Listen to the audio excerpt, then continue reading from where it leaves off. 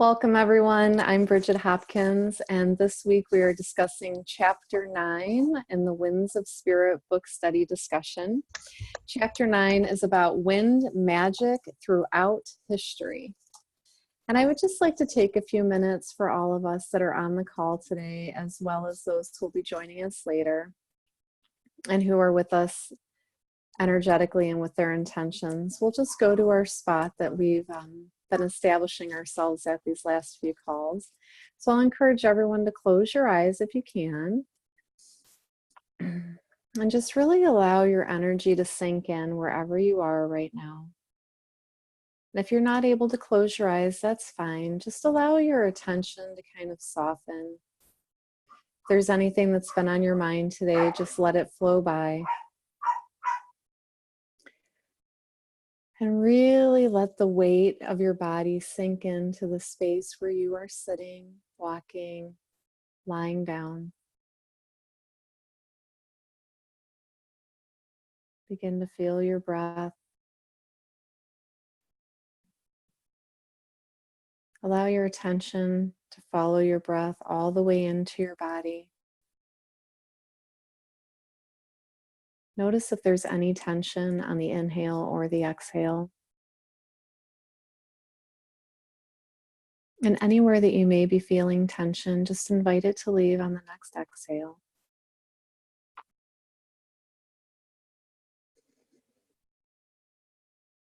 And using the power of our imaginations, imagine that we're all going to the sacred space that's in the middle of a very large open field. The sun is at about midday, and we begin to enter underneath a stone archway. And make your way in to the right and keep forming a circle. And in the center of the circle is a beautiful fire. And on the exterior of the circle are beautiful rock sculptures.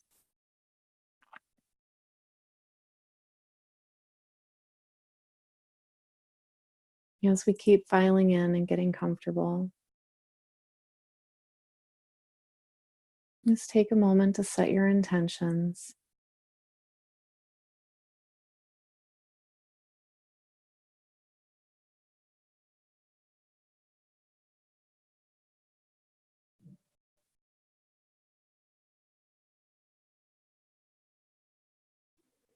And this week, as we stand in our circle and we're discussing Chapter 9, I'm going to pull the wind card for us to invite one of the wind deities to join us.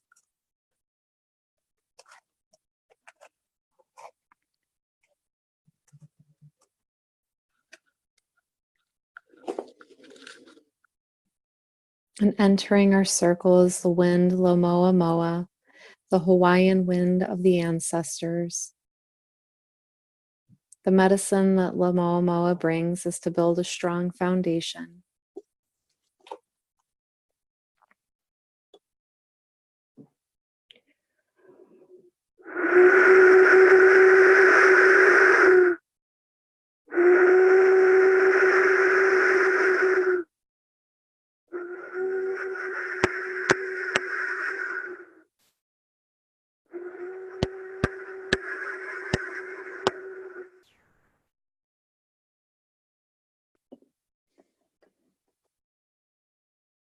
And ever so gently, just slowly welcome yourselves back to this moment, back to our call. So thank you everyone who was able to join the call live today. This section, Chapter 9 of the Wind Magic, I found very intriguing, and also a little more free-flowing with the conversation, because there were different exercises that could be done throughout. I don't know if you started it at the beginning of last week from, last Thursday's call, or just recently, but there were a few exercises that could be done. So we'll discuss that today. And I did bring some questions and talking points. We'll do that as well. But I would love to open up the floor to begin the conversation to see, how you're doing right now throughout the discussion. And are there any questions that you have? Is there anything that's been coming up for you? Maybe something that you're curious about or you've experienced. And just feel free to chime in. Take yourself off of mute.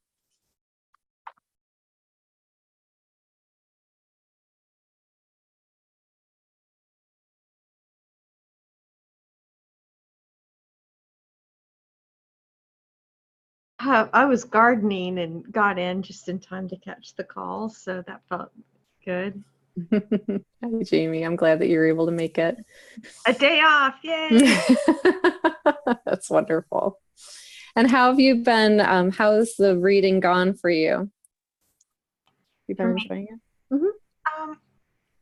Good. I just had read it like in August, and so rereading it a second time's been nice to re-examine and reload, so to speak. And I like this chapter because it had all these tools, and I love the step-by-step instructions on how to do your wind flags, and in fact, right when I was outside gardening, I'd seen that the spider had created its nest in my prayer flags outside, so it was really that's what I was dealing with. I had cobwebs on my hands, in fact, because I was pulling mint out, and so yeah, I was just dealing with my prayer flags and thinking to myself, wouldn't it be fun to make some on my own, print them up or do something, I don't know. Have you ever done it before? I'm not much of a sewer, so I don't really have the material around. I just don't have, fabric around that I keep. So no, I haven't, but I have these jelly plates that I print on, and I thought, oh, it would be fun to get some cloth and do some jelly prints on these monoprints, some cloth, and then maybe make my own prayer flags. Yeah. So yeah, that sounds really cool. But I've not ever. I don't have I don't know what I don't know what I'd use right now. I'm not much of a sewer either, Jamie. So I thought, I was thinking how I could make these prayer flags because I am so not crafty. No sewing machines at my house or anything. I thought I would just go to the fabric store and just get a few samples of each color. And I know that they've got fabric glue. So this was my thinking, is I'd go cut them in squares, use my fabric glue to just kind of fold it over on the sides and make a nice firm closure on it without having to use thread or a sewing machine. They also have heat tape. Yeah. That I thought about using as well. So that's my plan for the weekend, is to try to go buy stuff to make my prayer flags without having to be a crafter or a stitcher.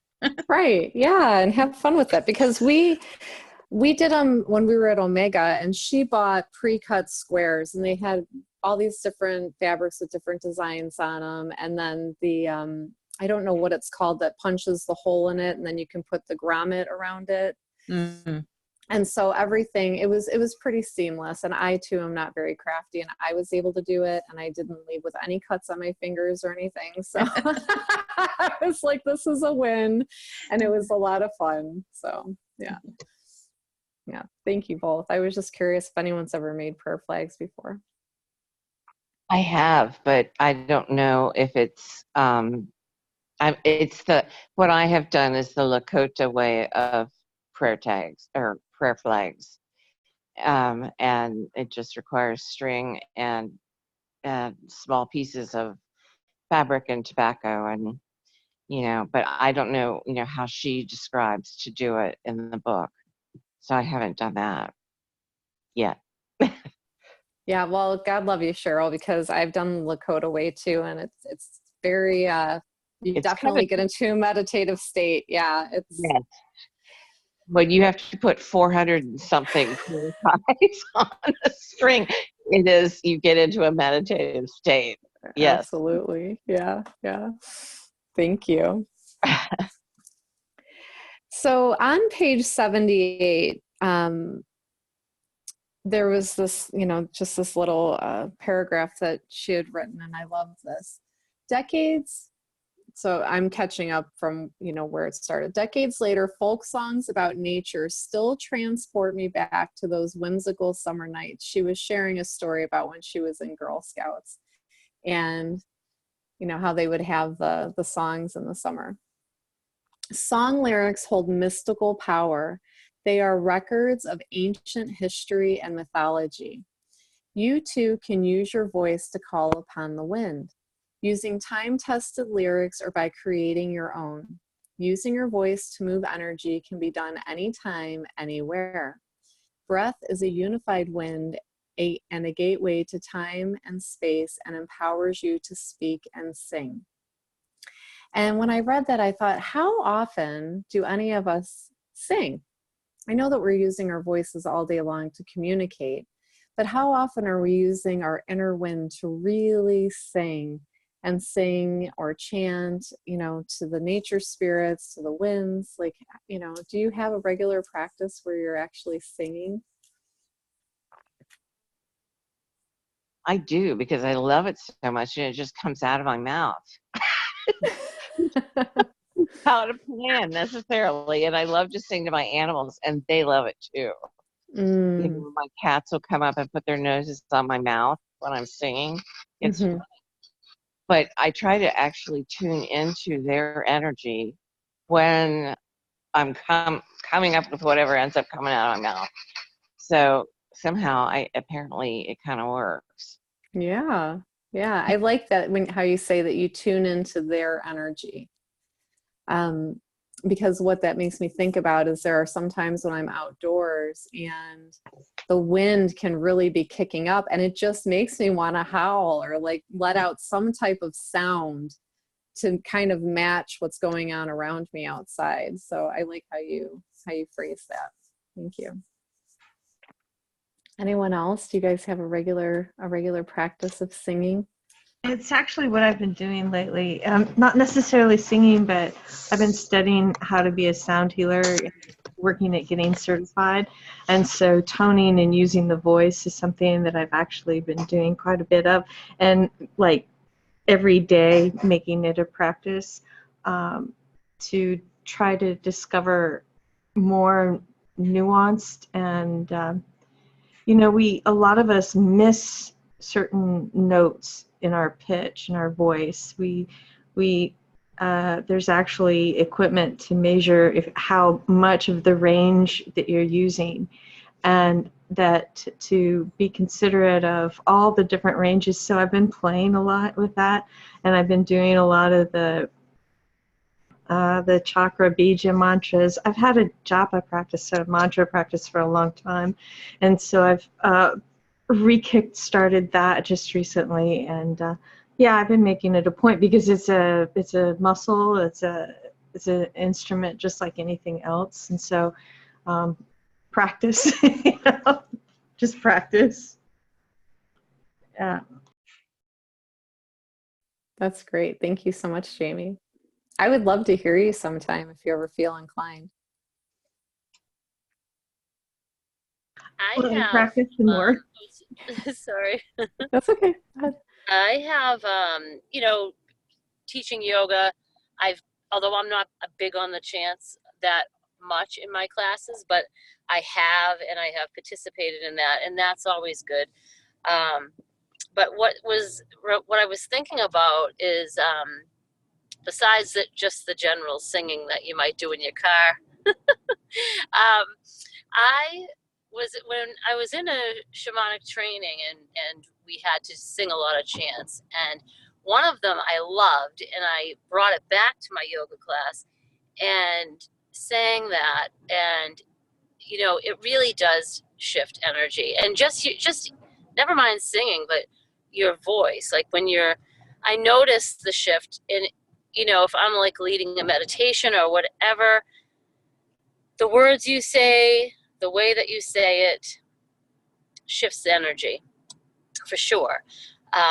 If I get brave, I'll share my singing I have a little snippet of it from what I'm talking about in the book study group. But yeah, it really is. It's invigorating too, because you have to raise your voice, and so you have to use your lungs more fully. Yeah, thank you, Carrie. Yes, I would love it. I'd love for anyone to share their singing, because it's a place for me where I'm growing in confidence, if you will, like to just share, share different songs that I've heard over time, or even ones I'm starting to make up my own, and it's fun. And what it is it's a sense of honoring. I feel like when I'm singing, I'm really honoring my whole self, and then whatever the energy is that's moving through me, so thank you. And go ahead. You can hear someone else getting ready to.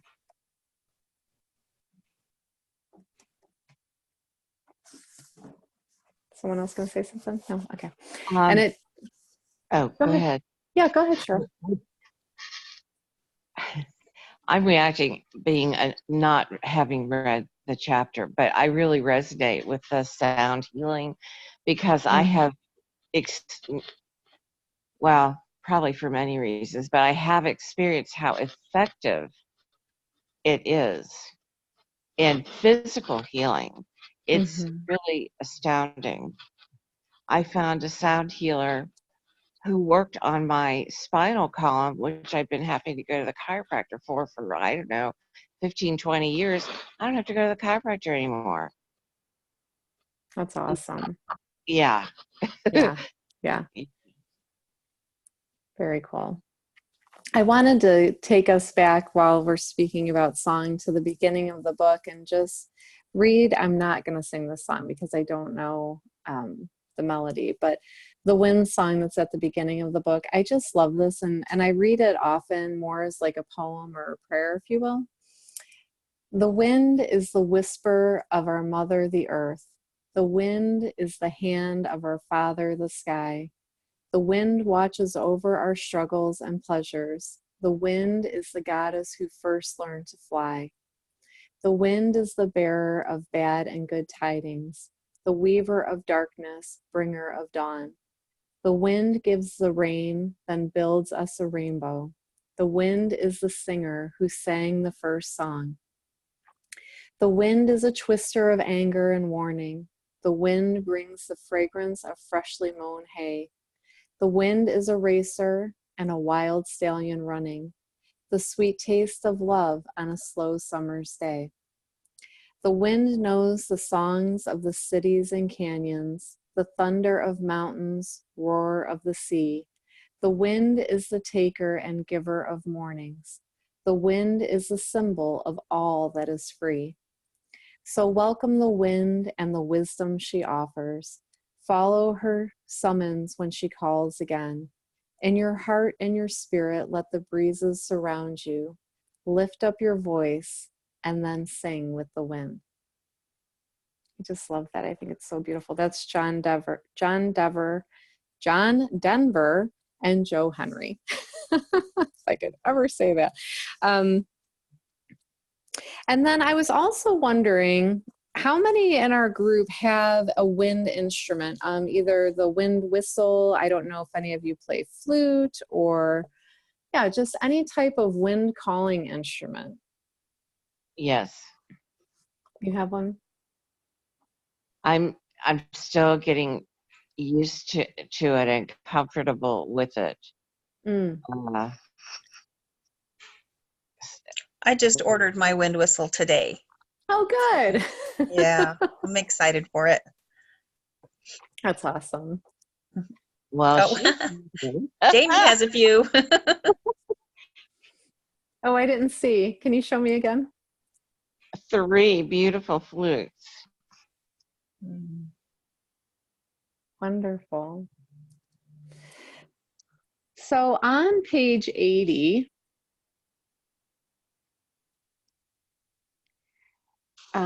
let's see here. Sometimes I take notes, you guys, and I'm like, what am I talking about?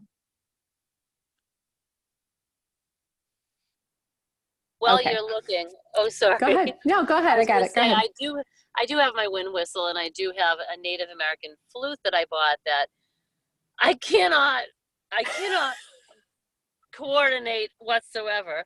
But, you know, I watched a video before where somebody was just saying to let the flute sing, just like to let the wind blow through it. And like, so if I do use it, I just do it so randomly, and I just let whatever comes out. Like, I couldn't play a song, but the song that needs to come out comes out, and it may not be in rhythm, and there may not be a repeat chorus, but I have used it and just play around with it. But my kids that learned how, they could pick it up and start playing it, and it's fun anyway. Yeah. Well, isn't it funny that the kids pick it up and they're like, do, do, do, do, do, do, do, you know, and we're like, because they have no fear. They don't care if it sounds good or not. I love it. Yeah. I used to play the flute, and it's been a long, long time, but I have my wind whistle. So on page 80, she was saying, you too can summon a wind by randomly opening a page and is that part 6? Oh, part 4. And then inviting the wind by calling to it 3 times by singing or whistling. And so I was just wondering, have you guys started that? Have you been going into that chapter with the wind deities and calling in the different winds? Like today we called in Lamoa, but I was just wondering if anyone's been actively engaging with the wind gods or goddesses.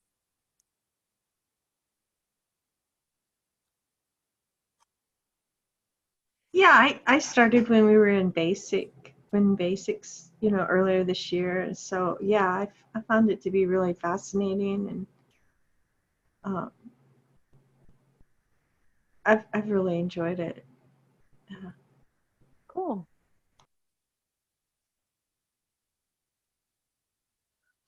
I have been someone who has been gifted with spirit songs many, many times in shamanic journeys. Mm. And they're so freaking powerful. I love to sing them, and I haven't had a place to do that for years. But I remember one time I journeyed to the wolves in Yellowstone. That was when they were just relocating them back Mm-hmm. to that area. They were so overjoyed to have attention paid to them. They gave me a song. Mm. I get chills right now thinking about it. You know, how giving the spirits are. Yeah, very. That's beautiful.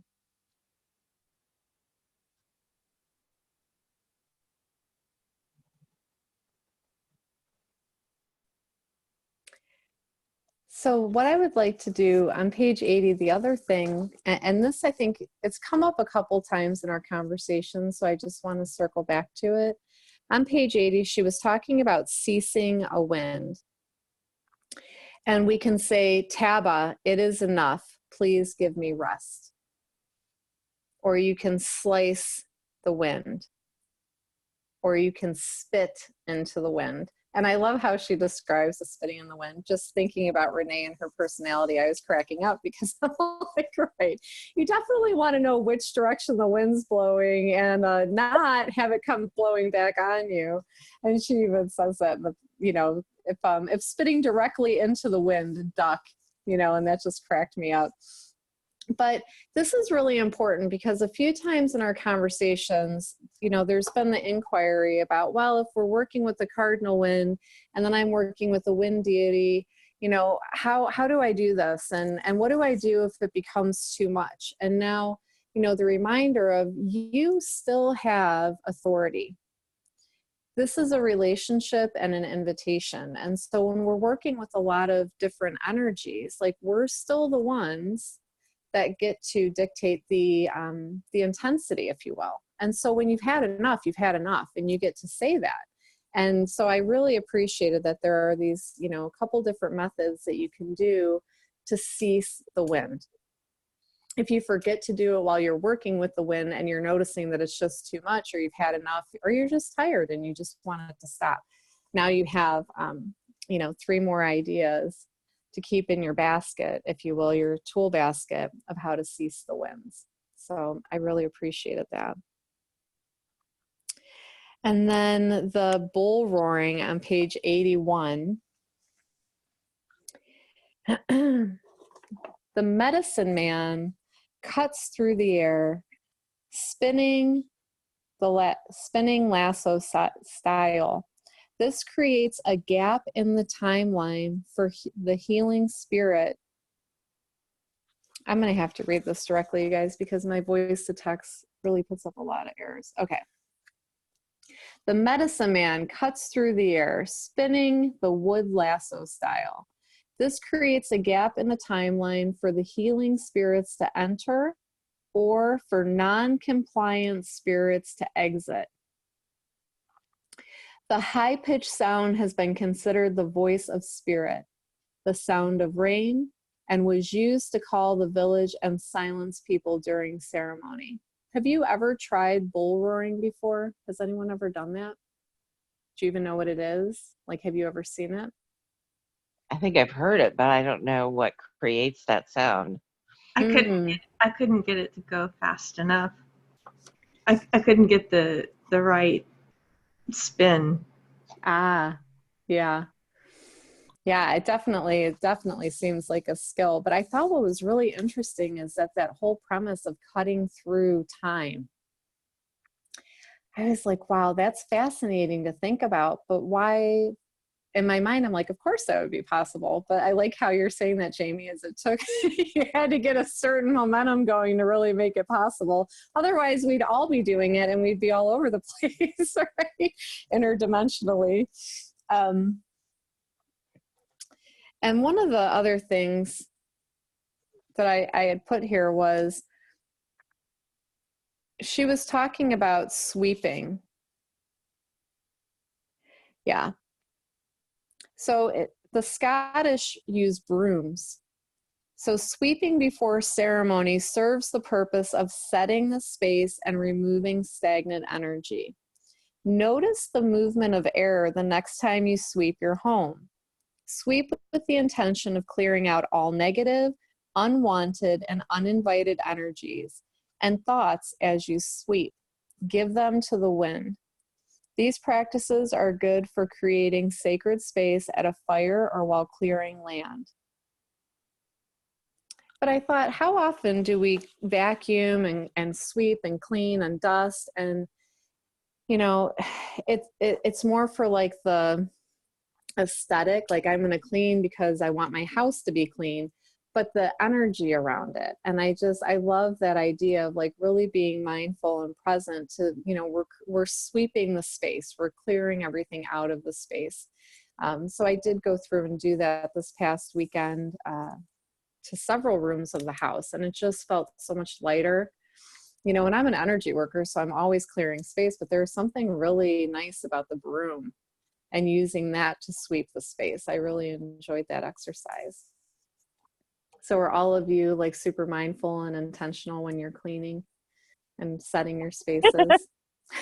I heard that chuckle. No, but you know, I think I will be. And I do know that the ayahuasca ceremony circles I've sat in, that was the method used for cleaning the space. The broom? Yes. Yeah, that's cool. Yeah.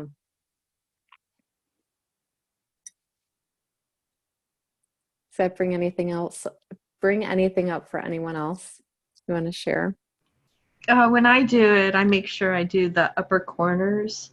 I do all the corners, but even where the ceiling, and I'll even like do the ceiling area, like, and I have a office that I do private practice, and then I work in an office within the same building. And the people that operate that building, they practice sweeping all the time. And it's a metaphysical bookstore and crystal shop. And what they've found is that when they sweep the porch, they get more customers that come in. Interesting. They are very mindful of it. Yeah. Very interesting. I love that. Yeah. Good energy.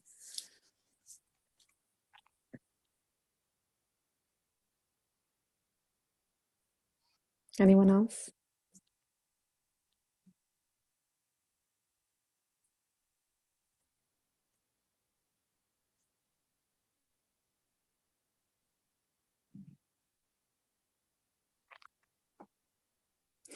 Well, we just spoke about the prayer flags. Are there any questions when it comes to making those? Anything that you were wondering about?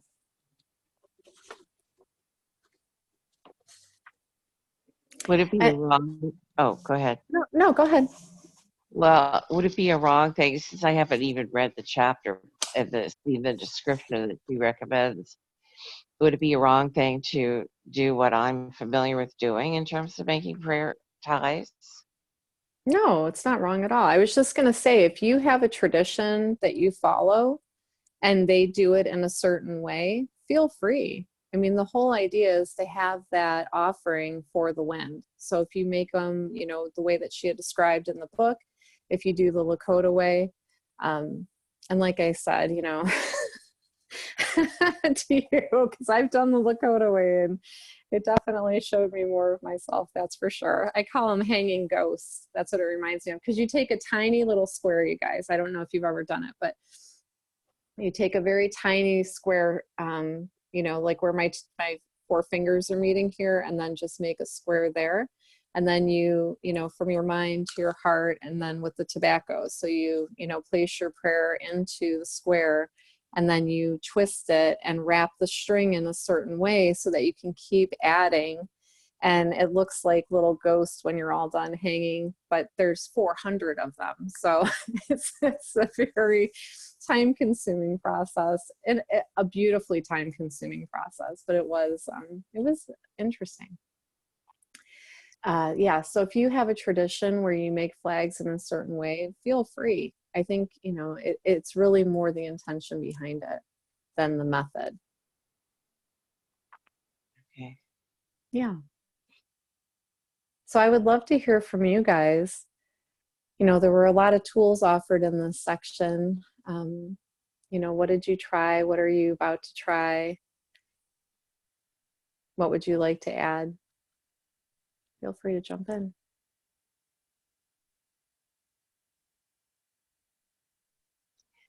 Could you possibly name some of the tools that she recommends?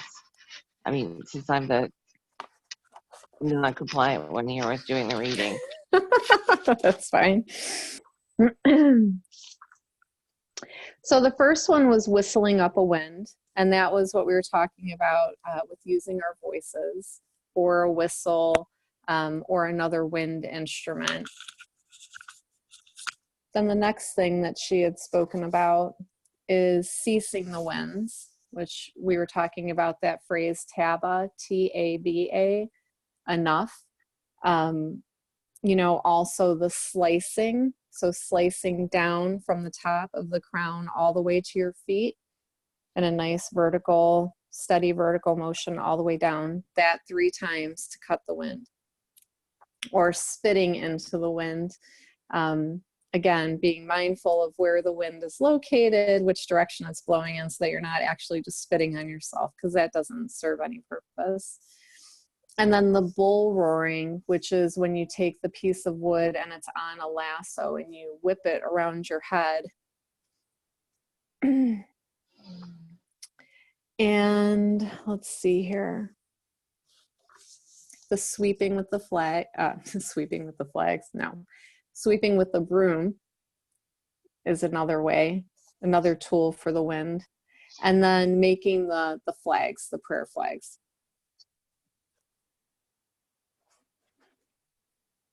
Yeah.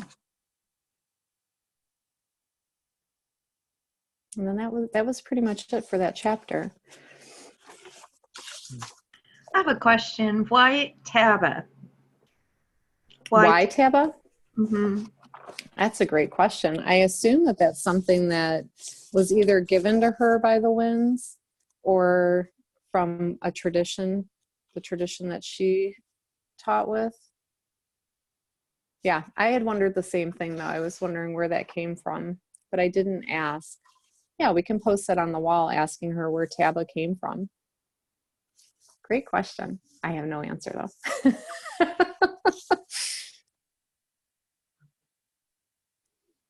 Yeah. Anyone else?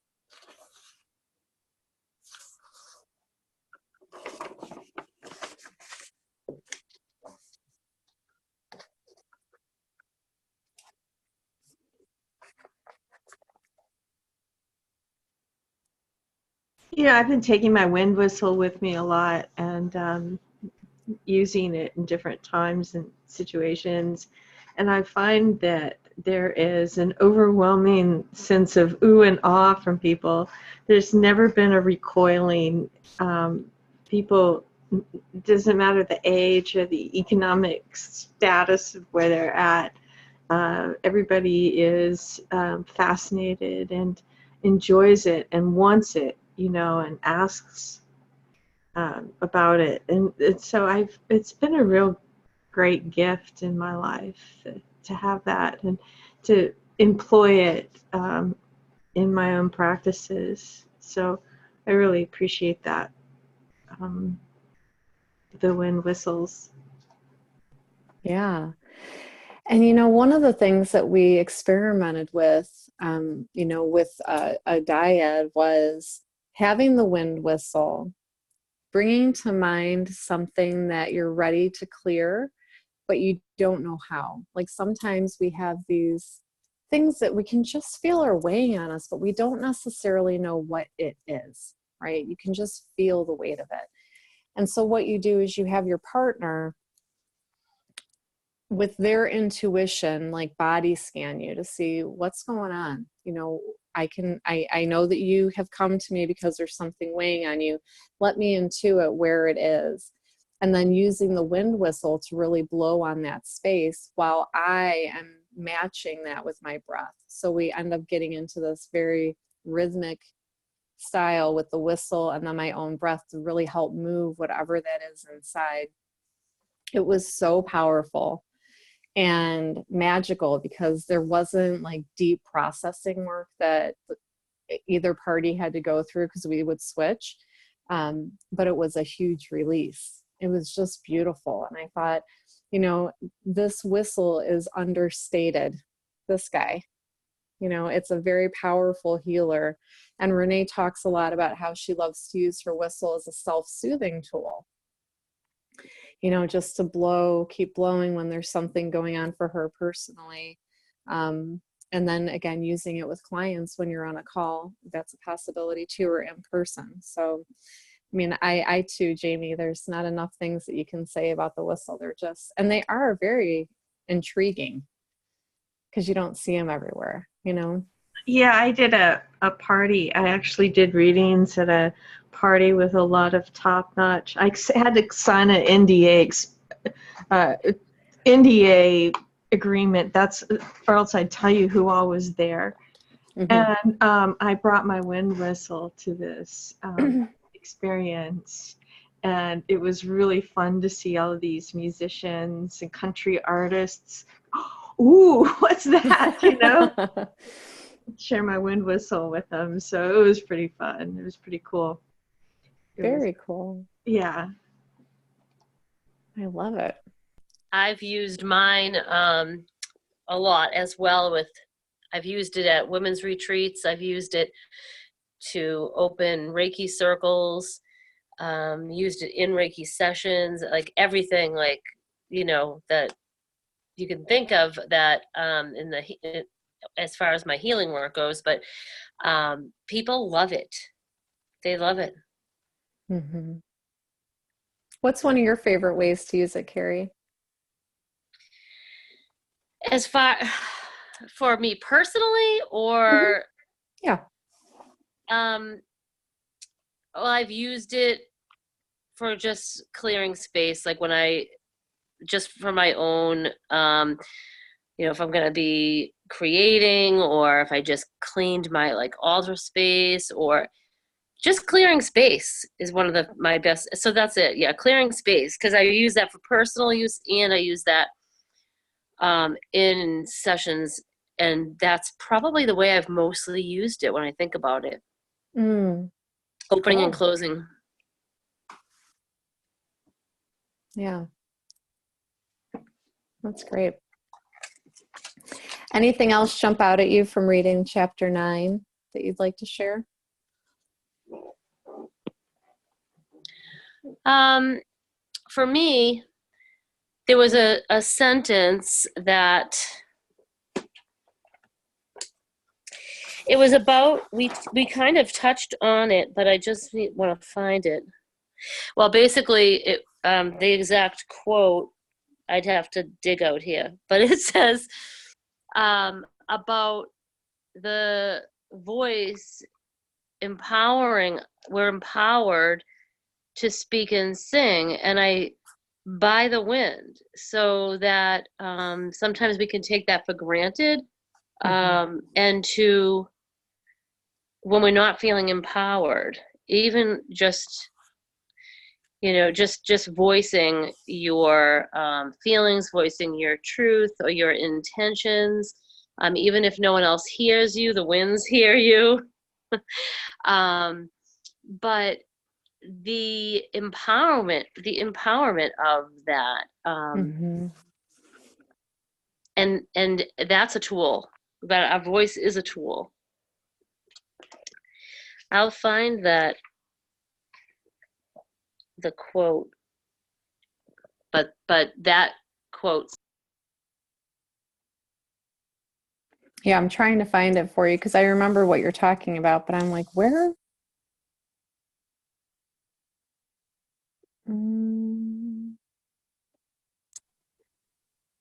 I have it. Breath is a unified wind, a gateway to time and space that empowers you to speak and sing. So the breath has a gateway and a unified wind. When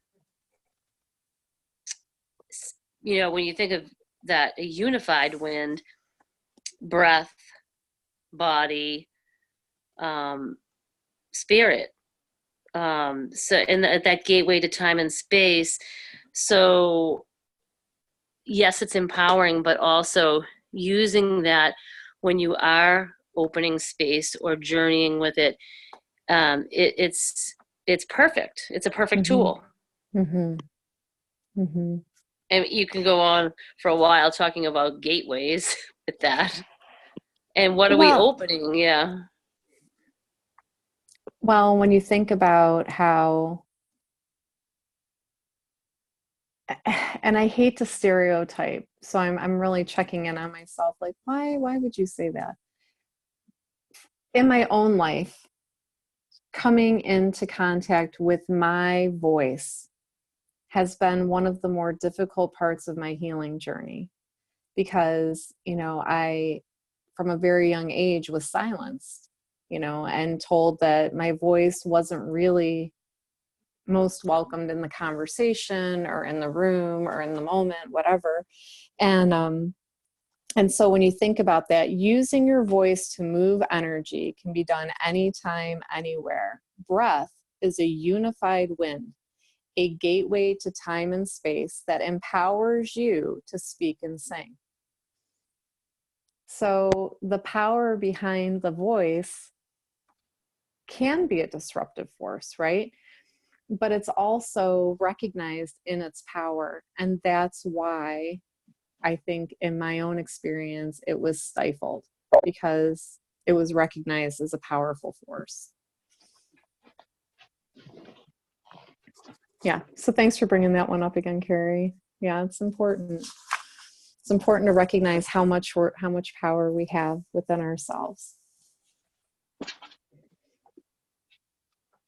The vibration that's going on, you know, it's an internal vibration going outward, and it can really shift. And you know, you doing the vowel sounds, A-E-I-O-U, every day in the car while you're driving, practicing and playing around with that builds that. And that's part of why toning is so powerful, is because it's those vibrations. It's if you have the ether element and then those vibrations, that's the air element, right? And you have wind.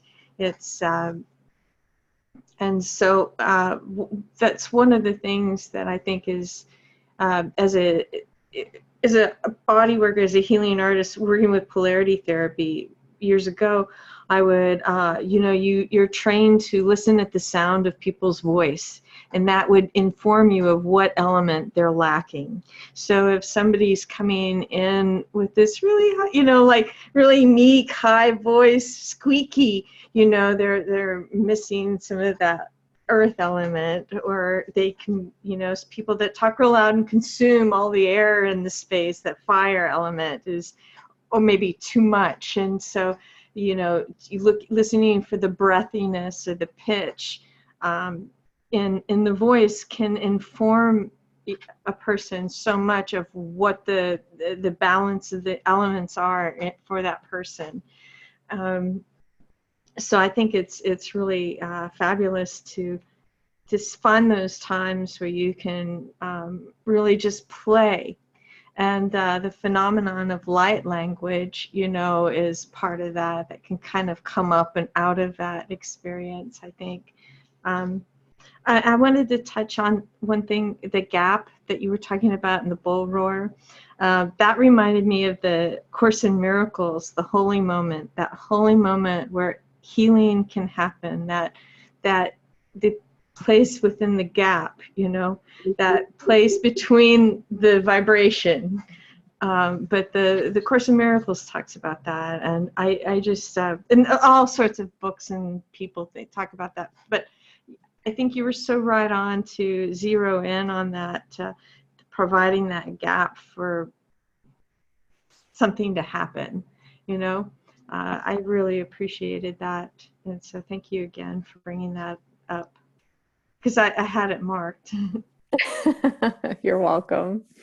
I love when we all, it makes our calls so easy that we see things in a similar way, right? Most of us are like, oh yeah, I highlighted that too. And it's also really fun to see like where some of the pieces, you know, that I didn't pick up, someone else came in and did. And that's why I love these community calls, because I get to see the same thing in new ways the whole time. So it's fun. So thank you. Would anyone else Jamie, like when to... you were talking, I just, I had to pull out this journal because I had done a journey back about a year ago. And it was about, I kind of journeyed in between the drum beats by accident, sort of, or by accident, right? And I asked what was the purpose of going between the beats. And what I heard back was everything is in between the drum beats. This vibrational space, sound and spirit meets physical, and it changes the physical and it heals the physical. And that, I had to just pull out my journal, and I knew exactly where it was, because it's like just in a journey journal. But that in between, that gap in between the vibration, in between the beats, in between the breath and the inhale, exhale with the wind whistle, there's a definite point of power there.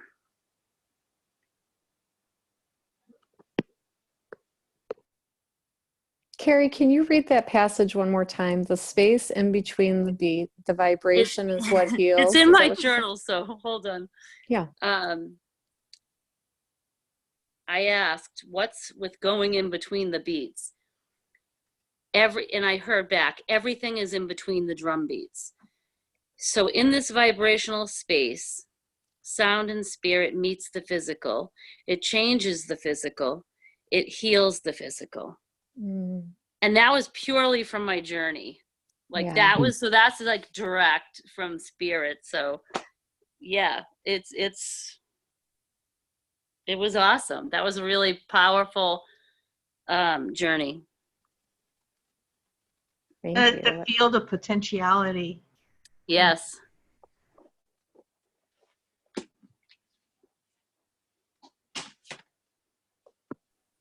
So you were sitting right in it. Yeah. That's awesome. Thank Yeah. you for sharing that. Yeah, that's really Yeah, cool. no problem.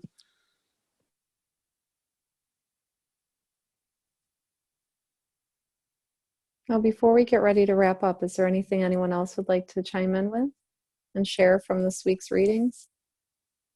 Don't be shy. I have something to say.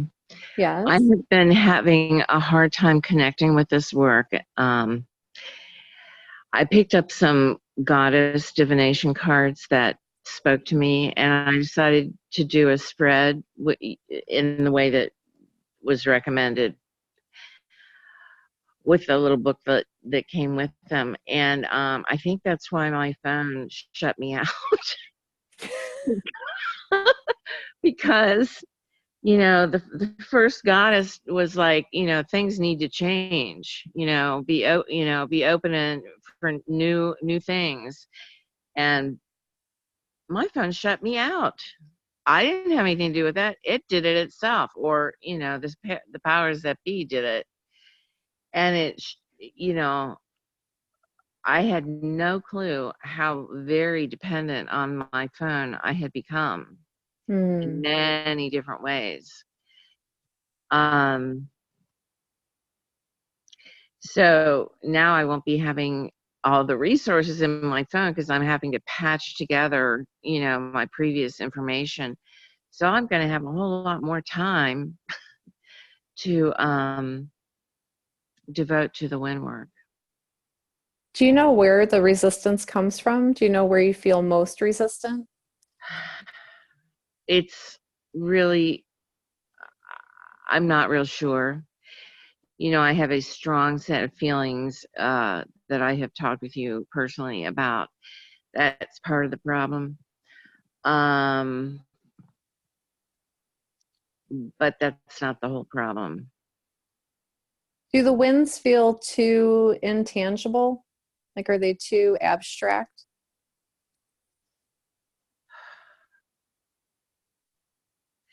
I don't think so. I mean, because they show up and they blow against you, and it's very tactile actually, usually. And so I don't think it's that. Is it because they're so powerful? Is it the opposite?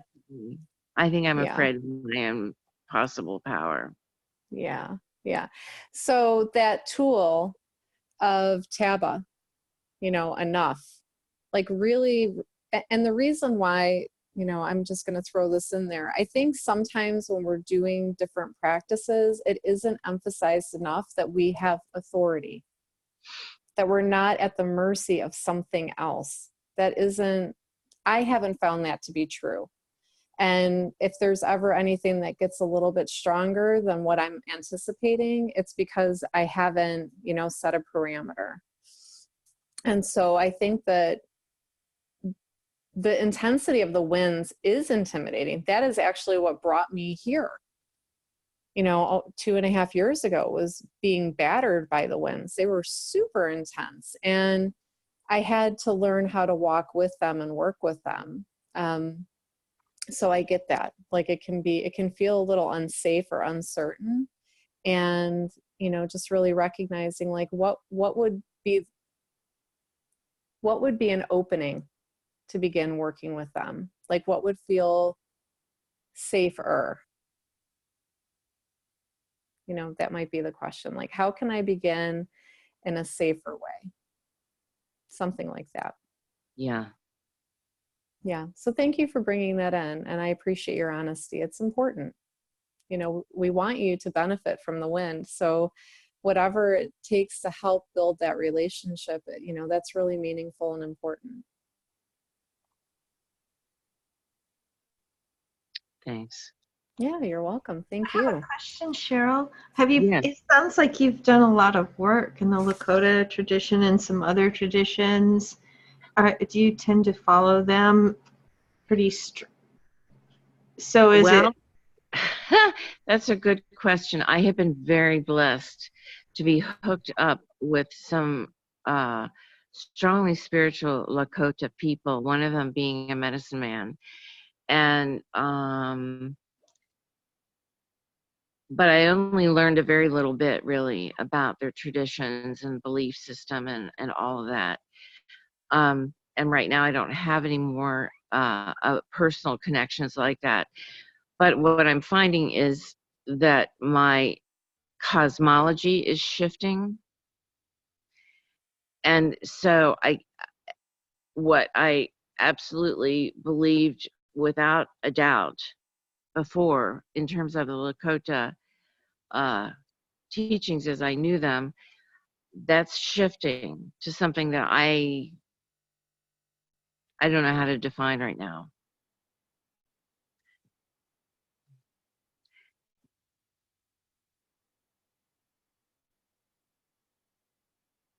Oh, I'm sorry, I was muted.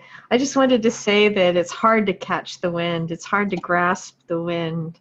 I don't think you're alone in that. It's, you know,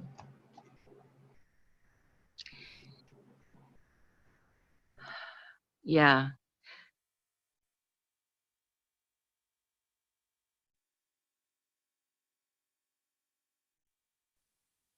Does that feel like a good resting place, Cheryl? Yeah. Okay. I just want to make sure before I butt in. um, so first, I would like to thank everyone for attending the call, and for those who aren't able in person and live, I would thank you for showing up afterwards and listening to the recording. And before we go back to disperse the Lamoa wind, I would just like to do this little reading at the end of chapter 9 and set us up for next week's call. Next week, we're going to be reading chapter 10 called Finding Your Center, and that's page 85 through page 93.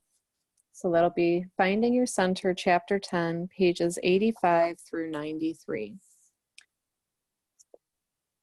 The basic practices of wind work, of prayer, meditation, and breath can calm the storm. Roots run deep when you find your center, and being grounded in your body is an essential first step. And so that will be next week's call, is finding your center. And I think that that's going to be a really, I want to keep using the word comforting, but that's not exactly what I'm trying to go for, but that's the best word I can come up with right now. That finding your center in this work is very sustaining. You know, once we know where our center is, everything else from there just gets a little easier. So I would just like to take a moment for all of us to, using our imaginations, to go back in our mind's eye and see us standing in our circle. We never left our circle, but we're just really putting all of our attention there. And thanking Lamoa for being with us today, the wind of the ancestors. And I'll go ahead and release Lamoa.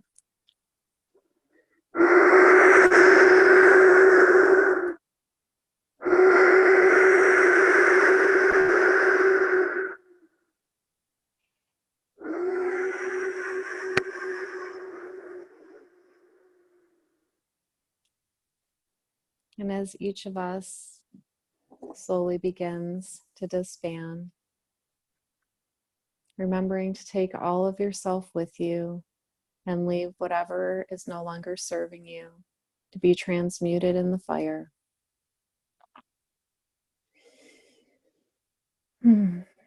And just imagine yourself coming back through the stone archway.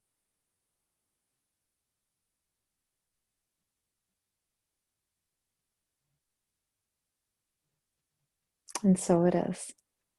Thank you all. I hope that you have a wonderful weekend, and I will see you again next Thursday. Thank you again for your time. You're welcome. Thank you. Katie. Thank Thank you. you, Carrie. Bye, Cheryl. Bye.